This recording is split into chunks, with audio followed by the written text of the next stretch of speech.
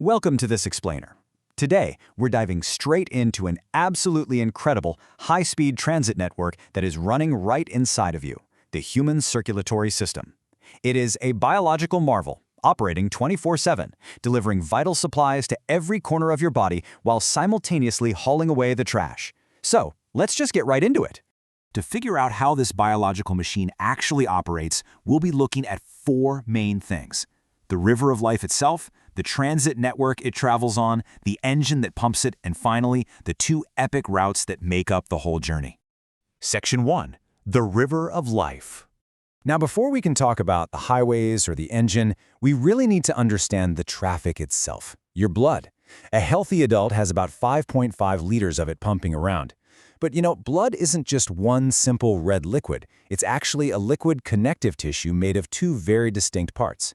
About 55% of its volume is a liquid called plasma, and the remaining 45% consists of solid blood cells just floating right in it. Think of plasma as the actual river. It's a pale, yellowish, transparent, alkaline liquid, and it is mostly water, like 90% water. The other 10% is made up of plasma proteins, fats, minerals, and other dissolved stuff. This watery river is the crucial medium that transports digested food nutrients and hormones to your cells, and then it hauls away waste materials like carbon dioxide and urea. Plus, it's constantly working to regulate your body temperature and water balance. So if plasma is the river, who exactly are the passengers? Well, first up are the red blood cells, or erythrocytes.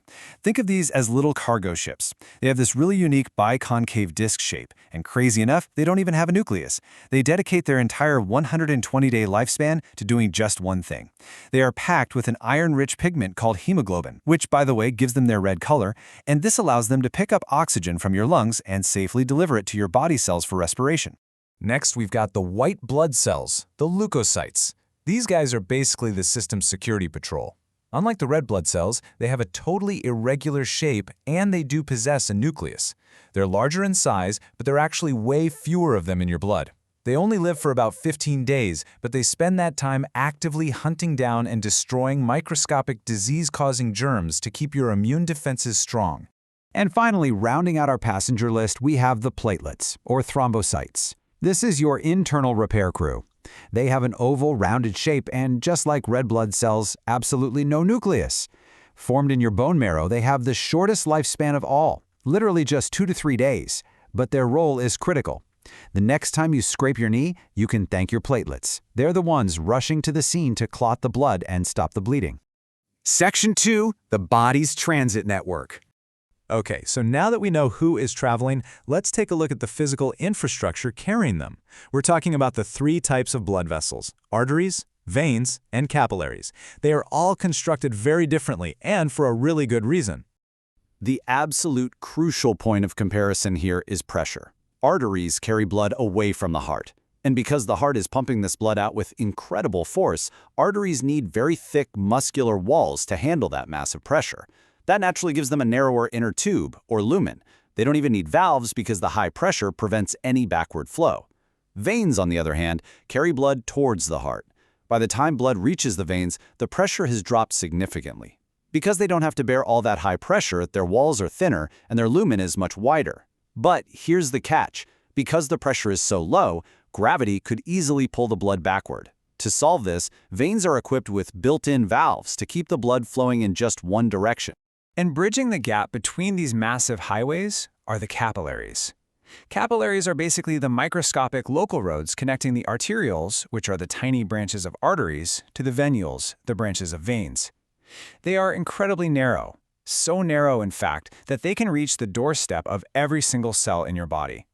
This is where the actual, literal exchange of oxygen, nutrients, hormones, and waste materials takes place directly with your cells. Moving on to Section 3. The four-chambered engine. All right, we have the cargo and we have the highways. Now, what powers this entire network? You need an engine, and that is your heart. Sitting right in your chest cavity, this hollow, muscular organ weighs about 300 grams, which is roughly the size of a closed fist. And it isn't just a simple balloon. It's a highly coordinated double pump, split into 4 distinct chambers. Up at the top, you have the receiving chambers, the right and left auricles. And down at the bottom, you have the powerful pumping chambers, the right and left ventricles. It's really fascinating how the muscle wall around the left ventricle is significantly thicker than the rest, and that's simply because it has to literally pump blood out to your entire body. This unique structure creates a continuous, incredibly rhythmic pumping sequence. It happens in 4 steps. Step 1, the vena cava collects impure, deoxygenated blood from the body and delivers it into the right auricle. Step 2, the tricuspid valve opens, dropping the blood into the right ventricle, which then pumps it out to the lungs via the pulmonary artery to get purified.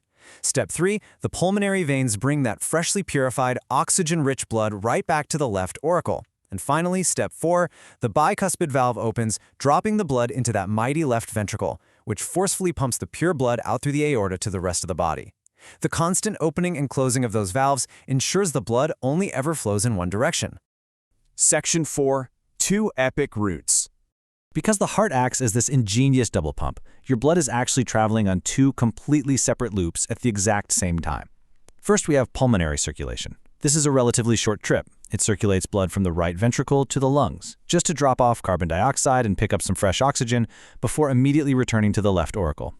Then we have systemic circulation. This is the massive high-pressure journey. It takes that newly oxygen-rich blood from the left ventricle, blasts it out through the aorta to every single cell in your body, and returns the depleted blood back to the right auricle. 2 completely separate routes, running simultaneously in perfect harmony. And that brings us to our final thought. A healthy heart beats between 60 to 100 times a minute.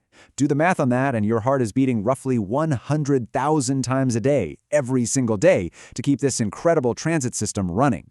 Considering the immense, non-stop daily workload of your circulatory system, what are you really doing to protect your engine? Things like your lifestyle, eating a balanced diet, managing your stress levels, exercising, and avoiding habits like smoking, these are absolutely critical to preventing the buildup of plaque in your arteries and keeping those vascular highways completely clear. The human transit system is literally a marvel of biological engineering, so make sure you're giving it the proper fuel and maintenance it deserves. Thanks for joining me on this explainer, and keep learning.